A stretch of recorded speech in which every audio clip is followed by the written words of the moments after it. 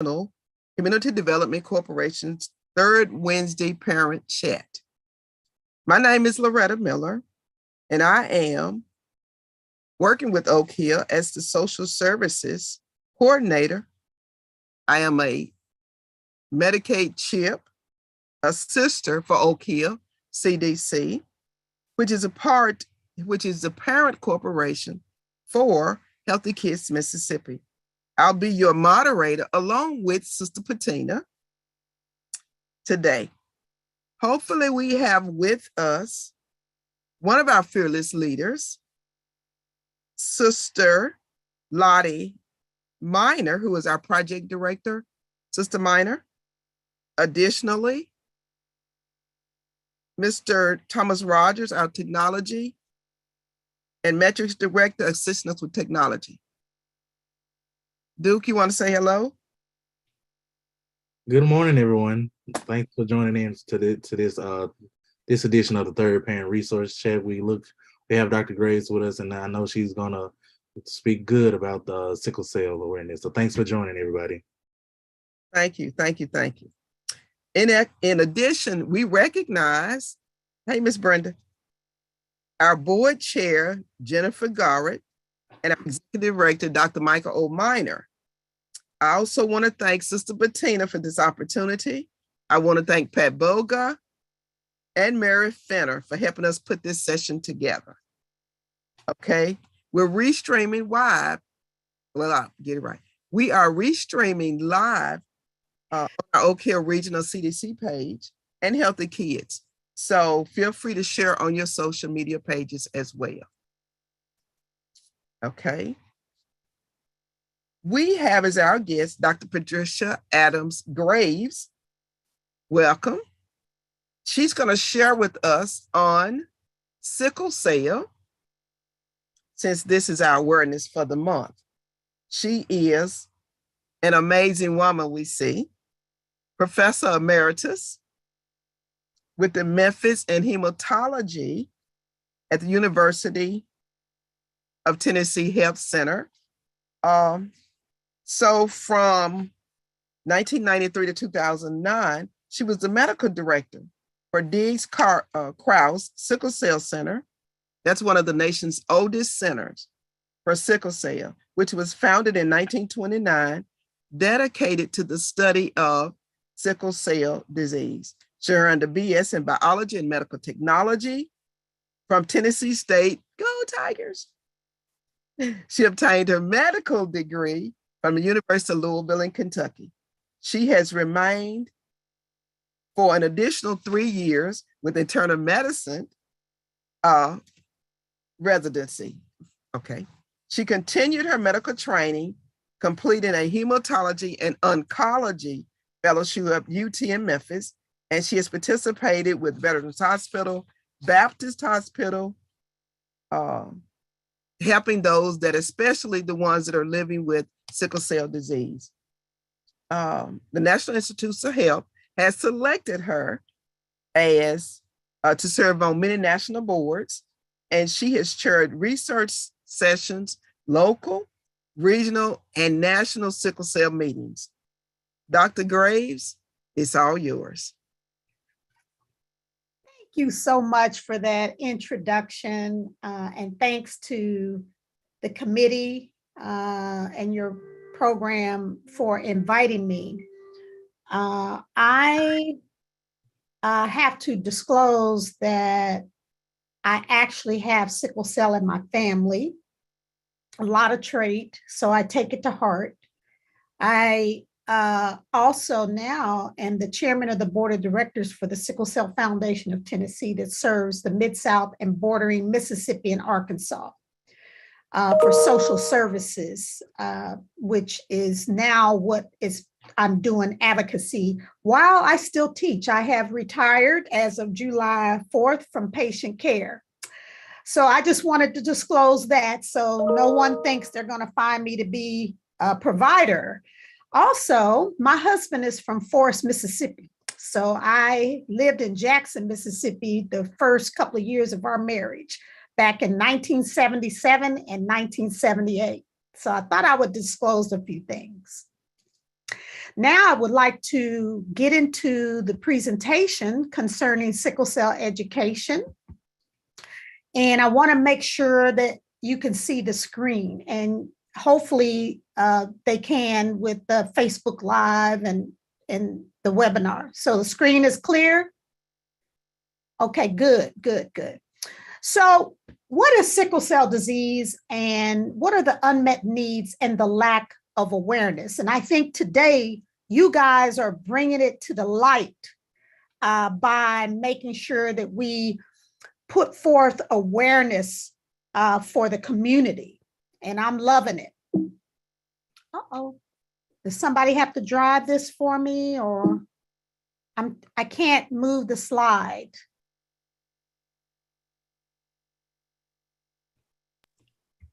Let's see.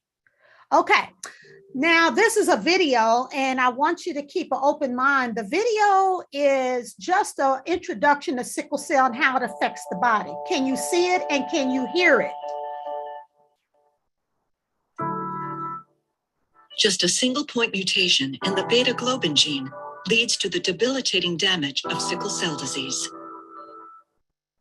This inherited change drives a complex, unrelenting condition characterized by vaso-occlusion, chronic hemolysis, and chronic anemia. Hemoglobin S polymerization is the root cause of sickle cell disease pathology and its long-term sequelae. In low oxygen environments, hemoglobin S molecules coalesce and begin to polymerize. The polymers coalesce into long fibers that distort red blood cells into the characteristic sickle shape.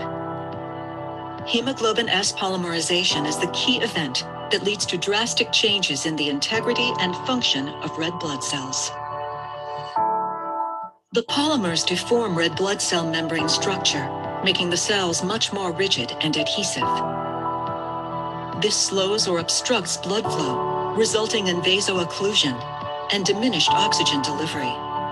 Lower local oxygen levels induce further sickling, vaso-occlusion, reperfusion injuries, and inflammatory responses.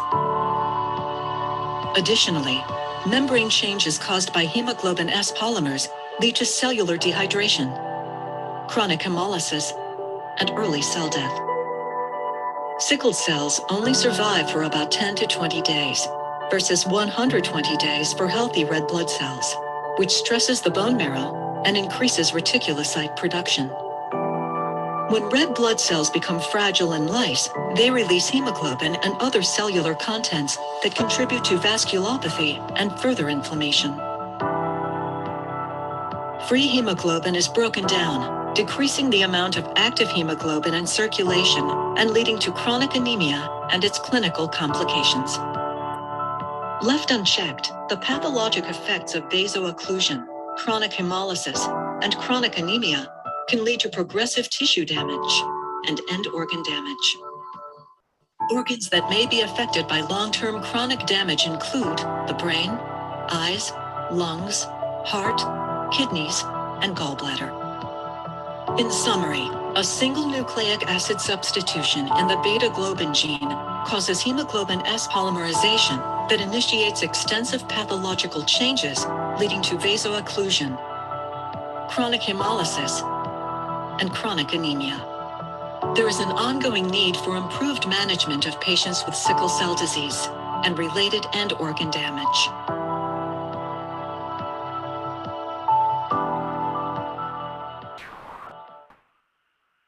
Okay.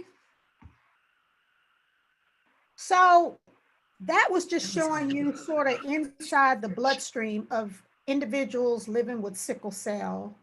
And I hope that gave you an orientation so that we can move forward with this 2D kind of talk that sometimes is difficult to grasp. So let's start. 1 in every 365 African Americans, okay, live with sickle cell. And 1 in 9 African Americans are carriers of the gene, the trait. Among the 35.5 million African Americans in the USA, this is very important. There are only 100,000 living with the full-blown sickle cell disease. So I think that we think it's more common in America. There's millions and millions of sickle cell individuals in Africa, in the Mediterranean. But in America, we only have 100,000. And the definition of a rare blood disorder is less than 200,000. Leukemia is one of those. If you compare that to diabetes, heart disease, and cancer, these folk have a very quiet voice. There are not enough of us to fight. There are not enough families to get this out. So I'm loving every minute of sharing with you guys because of that. I've been the voice for about 35 years, and I am happy to continue to be the voice for free. So in the 1960s, this was considered a disease of childhood, and it was very much misunderstood. In the 70s, Diggs, for my predecessor who founded the first, what we call specialty clinic here in Memphis, Diggs Krause, it was estimated that people only lived to about 14 years of age. In the 90s, we did so much better. The pediatric group all over the country, St. Jude, all the other pediatric centers across the country, due to the good care, we have a growing population of adults now.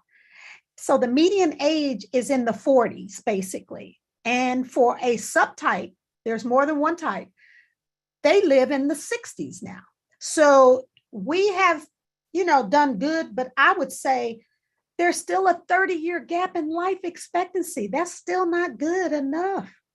The average life expectancy for an African-American woman is about 80, and they live half as long. So here's how it's inherited.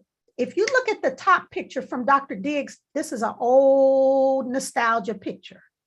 These two people are carriers that we talked about, 1 and 9. You carry 2 sets of genes, and each of these parents will pass along to their offspring 1 set. So if you look at this, white is normal. It's denoted as hemoglobin AA.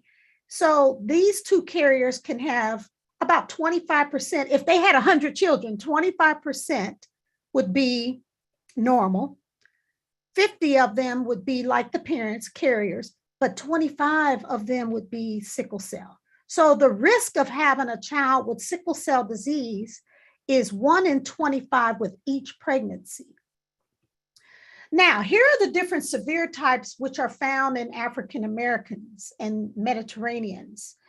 What you need to know, there are more than 100 types of hemoglobin defects. And again, the defect is a genetic point mutation in sickle cell that causes all this havoc. They are born with this. The most severe type is hemoglobin SS and hemoglobin S beta thalassemia. The next, hemoglobin SC and hemoglobin S plus. So these 2 lower ones that you see at the bottom of the page live a little longer and have a milder course of disease. Here are the manifestations of sickle cell. In that video, one of the things that they showed were these 3 things, but it was hard kind of to pick up on it as is. So I'm here to kind of get you reoriented to what the video just showed you. The 3 major manifestations of sickle cell include the vascular occlusion, plugging up blood vessels with sticky sickle cells, which creates a tremendous amount of havoc.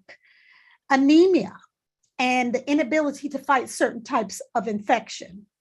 Together, they walk around every day with this inflammation in their bodies that is making them feel terrible. And then when they're feeling at their best, they're still not feeling good like someone else that doesn't have sickle cell disease. So here is what happens when the sickling process occurs. That's the root cause. It ultimately can lead to organ damage. And if you look on that left panel here, you'll see the sickle cell with the hemoglobin, that purple, that's what is clumped up and sticky. I like to tell people that when you make sweet tea, we're in the South.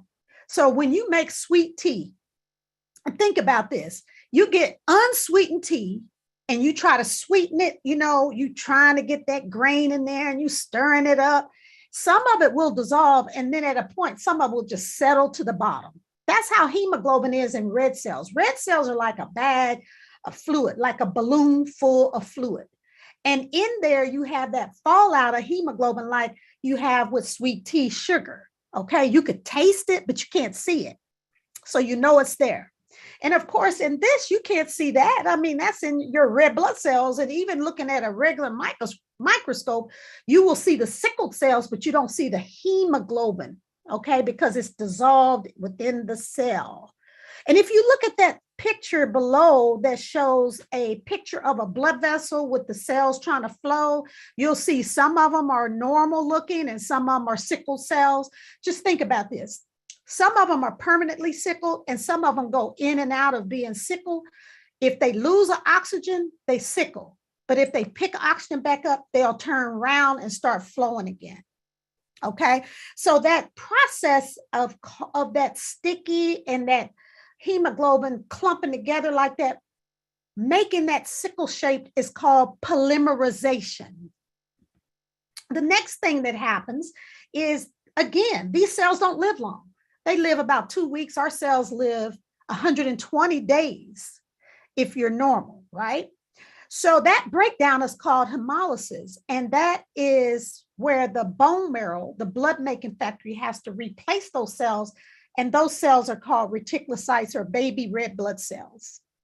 So anemia is that they don't have enough cells because of the destruction, the hemolysis. So they're anemic. The other thing is, again, to reiterate, blockages of blood flow. If you look at these sickle cells clumping up in there, you see that? I don't know if you can see my arrow. Can you see my pointer? Can you see the pointer? Oh, goody. That's a vessel which shows sickle cells plugging up blood vessels, interrupting blood flow, and it can happen at any time, unpredictably. They're sitting there minding their business in school. A child is sitting there, and all of a sudden that starts, and they got to go to the hospital because they're in severe pain and could be having other problems. So the first picture over here is when the sickling occurs. The second one, those cells are fragile, they break up. This is when they pick up oxygen again. However, all the cells are sickle cells, and then this plugging up of blood vessels. So too few cells, anemia, blocking blood cell blood flow causes havoc. Okay, so what are those symptoms again of anemia? Feeling weary, weak, tired, inability to do physical activity, difficulty thinking, so a kid with sickle cells in school, and they're always anemic. So they're sitting there pushing, trying to learn. And a lot of the teachers don't understand them because they're sitting there and you can't see the sickle cell. They just look normal on the outside, okay? But on the inside, you see all this stuff. The other thing about the hemolysis, when the cells break up, it releases a yellow pigment called bilirubin, so their eyes can be yellow. Teachers think they have an infection like hepatitis and they can spread it to other kids. So the education is very important for parents and teachers in the school system to know that these are kids living with sickle cell. They don't have an infection. They're born with this. So the impact is really great. And it impairs their ability to function like a otherwise normal kid. Here's a baby. These are some of our pictures from the Diggs collection way back in the day. He was a pathologist. This is a baby. If you look at this baby, of course, African-American, there's a little teardrop here. This baby, Dr. Diggs drew on this baby's belly. When the adult normal hemoglobin kicks in, which happens about 4 months of age, when they're born, they're carrying their mother's blood. And part of their blood is really called fetal hemoglobin. And that switches over between 4 and 6 months of age. And when that occurs, that baby's body says, this is not normal. And their liver and spleen tries to suck all those abnormal cells out of the bloodstream. This is a medical emergency. And this is called sequestration crisis. On the right panel here, that's the liver. and it's trying to filter out all those abnormal sickle cells at the switch. This baby's about 5 months old, and then the spleen also is doing the same. So this baby is like, it's kind of like internal bleeding.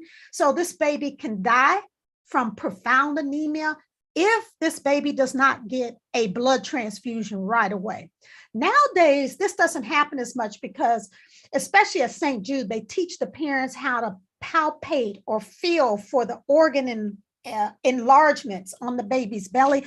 Take them into the ER right away. Sometimes the baby will replenish the blood on their own, but oftentimes needs a blood transfusion to save the baby's life. This is some data. Don't get overwhelmed with it. This is just showing 4,000 sickle cell patients that were studied in the 70s. And you see it starts at birth all the way up to 48 months. And if you look at these things, babies' hands and feet and fingers will swell. That's called dactylitis. Dactylitis. And this is the baby sequestration crisis that occurs early. The incidence starts to go down and they're anemic all their life. But look at this. All of a sudden, the main manifestation of sickle cell is pain crisis. So let's look at the manifestation of infection. Infection occurs because the spleen shrinks down and is unable to filter out bacteria and viruses and all that stuff. So they have a reduced immunity. Okay, when they have a fever, we want them to go to the ER, especially if it's 101. So fever and blood infections and blood, it happens and it can be life-threatening. For a normal baby, oh, my baby got a cold, got a fever, blah. No, in sickle cell, a fever can mean danger, which could be crisis, what we call acute pulmonary event. If you look at this CAT scan of the lungs, this is lung. Lung looks black when it's normal. You see that? That's pus. Okay. And so this kills sickle cell in adult all across the spectrum. This is one that we always keep an eye on. So that child needs to be evaluated for this. Okay. Anemia, pneumonia. Here's a cartoon showing blood infection. This is how an infection, these are red cells that can infect the blood. That needs IV antibiotics as well. And they can even have a bone infection, okay? So infection can kill. And it's important that individuals with sickle cell from birth on that have fever get evaluated right away. Okay, let's switch over to the anemia we just talked about. I think you understand they just don't have enough cells and they release those cells burst and release these products that are measurable in the ER that are looked at. That's all I'm gonna say. And I wanna go over sickle cell. Why the name sickle cell? Well, sickle cell is the name given to the population because a scientist saw the first, when the microscope was developed, saw that first patient with sickle cell disease. This kid, it's a picture. You see that right there? That's a sickle cell. Well, look at this. This is a sickle, which is a tool used to cut down weeds. And of course, African Americans had to use this to cut down cotton and clean out masses fields. So I would have called it Croissant's disease, but I think the sickle is more appropriate because we had to use it as a population to clean up the fields. We didn't have lawnmowers and all that back in the late 1800s. So this was a very important sharp tool. And Dr. Diggs just drew this on top of one of our patients' real blood smears. This is one of our patients' blood smears. This is how their blood looks. It's terrible. There's our baby. Here's those yellow eyes I talked about. That's called scleral icterus. It's a name for it, a medical name, but it's the bilirubin that you see here that's elevated, okay? That is measurable when they hit the ER. When that is increased tremendously, it can also mean that their liver is being plugged up with sickle cells. So it's very important that they get evaluated. The most common presentation I showed you in that data is pain, is the cardinal feature of sickle cell. And it's an unpredictable thing, but only, they're misunderstood as drug addicts and drug seeking, especially when they become adults. So a 13-year-old African-American boy that comes to the ER in pain is drug seeking and they're a drug addict because they're misunderstood. So only about 5 to 7, there are some sickle cell individuals that are drug addicts, but it's like the general population. So let's just focus on the 92% that are okay today. Now, what you need to know that pain can signal a life-threatening underlying complication that could kill them, which is that pneumonia called chest syndrome. They could be developing a stroke from plugging up blood vessels. Wherever there's blood flow, they can plug up the blood vessel. Sepsis or bacterial infection or acute organ damage, kidney failure suddenly. And these episodes, believe it or not, precedes 22% of sickle cell deaths. And even knowing that, me, and trying to educate my colleagues who are providers, they don't want to hear it. It's the bias. It's terrible. So I'm here to let you know that these folks are still being discriminated against. So most ERs make them sit out there because they look good, on the outside. You got this 21-year-old handsome Black man sitting there talking about, I need morphine. Go sit down until I can take care of these other people. And then they'll sit out there until almost death. So the waiting times are huge. And I've been on the battlefield to reduce that waiting time, to develop disease-specific medical homes, which we have done at the center that I worked at for 30 years. Here's Dr. Diggs showing, and this was a black and white, they had the color on top of it. This was in the 1900s, showing a young man with his nurse screaming and hollering and bent over in pain. All we had then was Tylenol with codeine, but he showed me, listen, he had a audio, and this was a fixed slide, and I would listen. Dr. Diggs actually died in his 90s and mentored me, thank God. And he would play this guy, and he would be like, and I just started crying. I said, that's enough. I'm done. Because I too was biased. Why are you giving all these people this pain medicine? Well, Dr. Diggs, he got my attention, and I'm hopefully getting your attention. So here are all the causes of pain in sickle cell. It's a laundry list. And since you're recording this, I'm not going to read all of this to you, but look at that.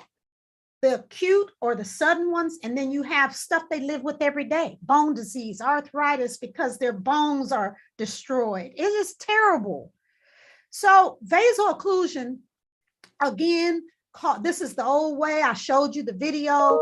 It is havoc. It causes not only the pain, but it can also damage organs. That's brain showing a stroke. Below here is the lung vessel showing plugged up with sickle cells. These are biopsies. These are autopsies. Now, if a kid comes in with pneumonia, they also plugging up blood vessels. So it's complicated. You can't see this on chest x-ray. So I had a doctor one time call me and said, the oxygenation of your patient, she was 19 years old, Natalie.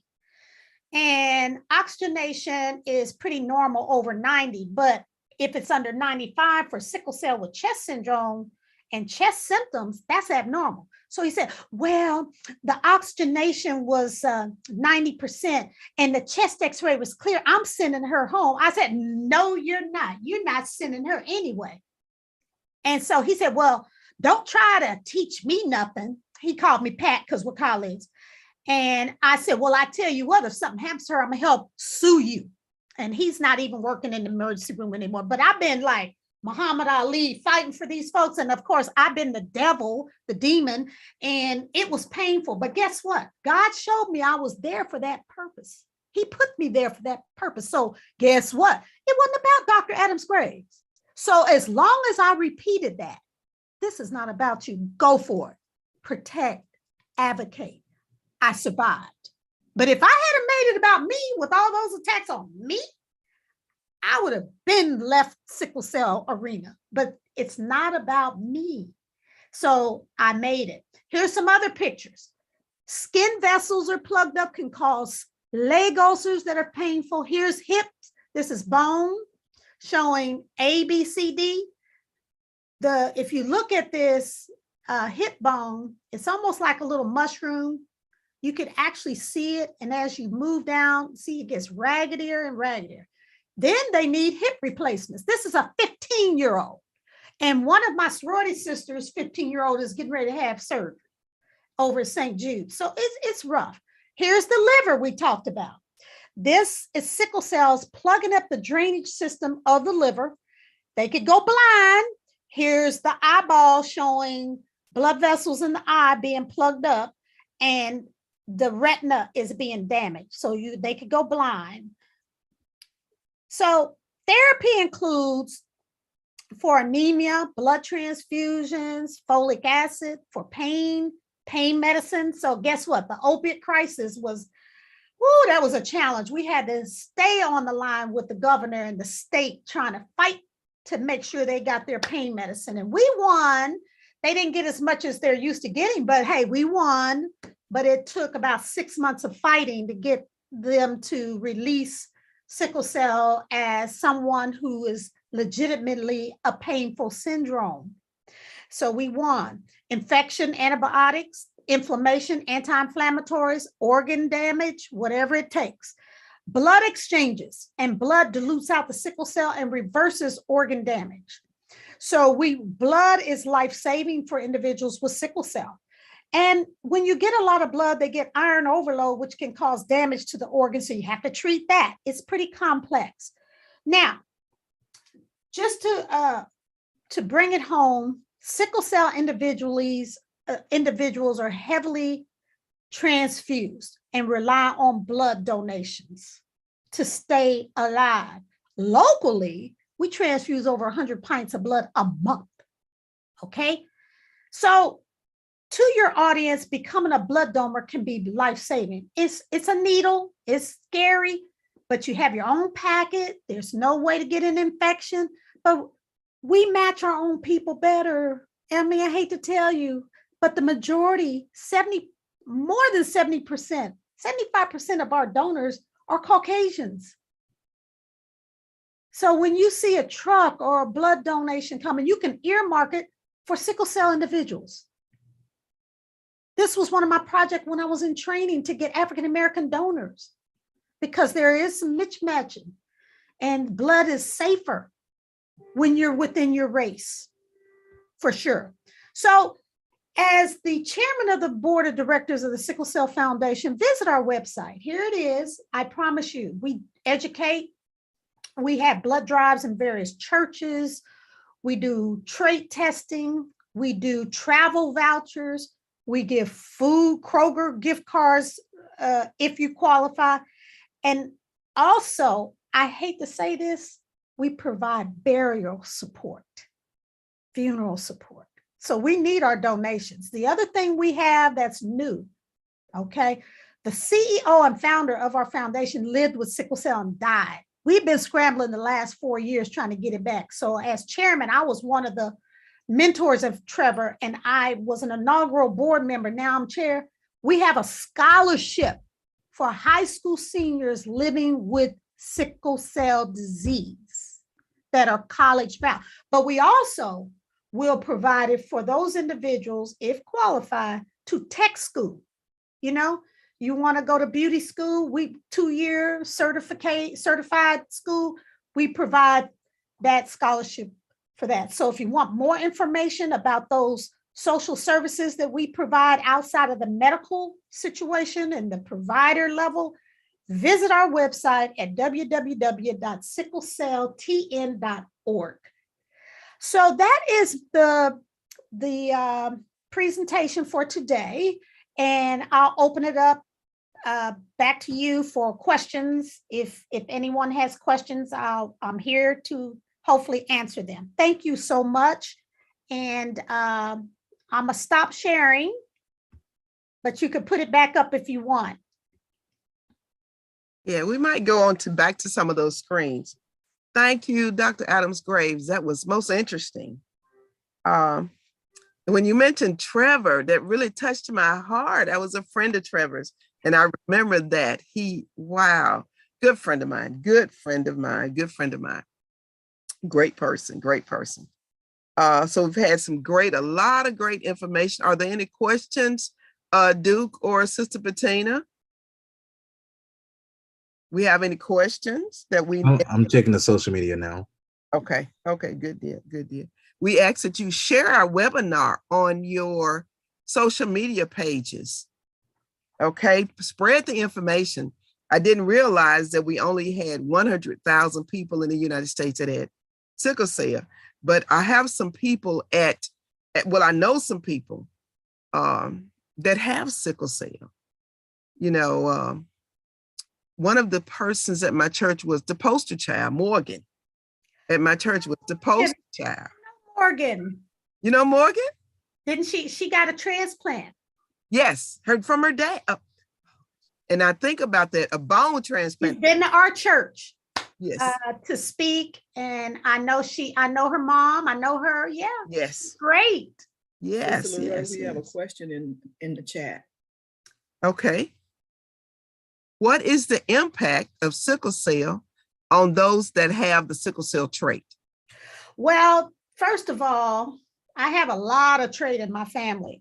Trait is a variant of normal. There are just a few complications that can occur. Say if you're mountain climbing, your trait still has a little less than half sickle cells in their body. A little less than half. Half normal cells and half sickle cells. The kidneys can be affected, but it's not very common. But basically, traits are in the Army and the armed services and do pretty good. There's very little, very few complications, and those complications are rare and few and far between. So if you're trait, the most important thing is that you can pass it along to your offspring.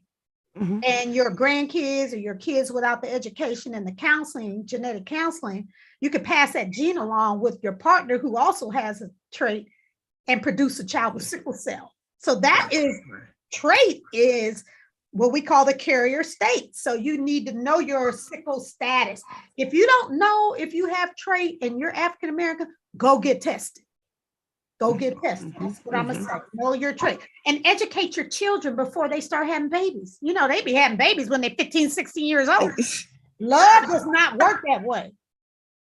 Yes. So sexuality comes in, kids just, so you need to really educate them about that. If they know they're a trait, education.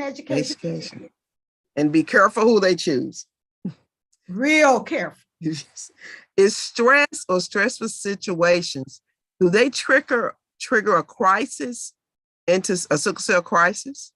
I believe they do. Okay. It's like lupus. Lupus is one of those that stress can trigger things, but I believe they do, but it's hard to study that. But this is what we have observed. Extreme temperatures. So during the transition from fall to winter, their body, they don't like that super cold, jumping in the ocean, with a sudden change in body temperature, infection, which is a stressor. So cold, infection can trigger sickling. So there are various stressors. But now, when you say stress, like if you're upset, emotionally, that is hard to measure, but certainly all of us need to try to keep the stress down. Right. Period. Because stress can make you not want to eat, depression, all of those things go against health. So I truly believe stress can negatively impact individuals with sickle cell. Right. Yes. Good question. So Pat, you have the trait. And I was told that sometimes the people that have the trait actually do go through some of the same things that people who have full-blown, sickle cell. They don't? They do? Yes? No, not really. No. Too many traits out there. 1 in 9 African Americans, and we only see 100,000 with the symptoms. Now, can a trait have mild anemia and stuff like that? They Okay, can. anemia. They can, but for the most part, it's a variant of normal. You know, you can carry a gene for other kind of conditions and never have a symptom. Never. That's scary because you pass it along to your offspring. Who don't know. Mhm. Right. Okay. This is a lot of great information. Do we have other questions? No, ma'am. Not I know it's getting close to the end of our session. It's 11:48. Sister Patina, this is great since it's Sickle Cell Awareness Month. You know, please visit the local, I think it's not called the blood bank anymore.